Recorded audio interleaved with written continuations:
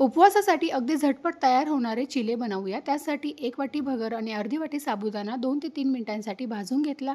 थंड झाल्यानंतर मिक्सरच्या भांड्यामध्ये काढून एकदम बारीक अशी पावडर तयार करून घेतली. तयार केलेल्या पावडरमध्ये इथे पाव वाटी भाजलेल्या दाण्याचा कूट, हिरवी मिरची, जिरं, त्यानंतर 1 मोठा बटाटा किसून यामध्ये घातलेला आहे. थोडंसं मिक्स करून 4 चमचे दही, चवीनुसार मीठ आणि थोडंसं पाणी घालून आपल्याला याचं बॅटर तयार करून घ्यायचं आहे.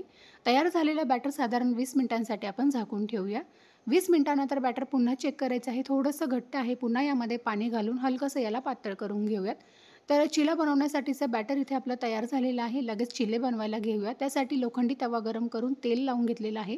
त्यामध्ये 2 पळी बॅटर ओतायचं आहे. हलकंसं याला पसरवून घ्यायचं आहे. आवडीप्रमाणे जाड किंवा पातळ तुम्ही हे चिले बनवू शकता. दोन्ही साईडने छान मस्त खमंग असं याला भाजून घ्यायचं आहे आणि मस्त चटपटीत असा हा उपवासाचा पदार्थ बनवून तयार झालेला आहे. संपूर्ण रेसिपी चॅनलवर अपलोड केलेली आहे. नक्की जाऊन बघा.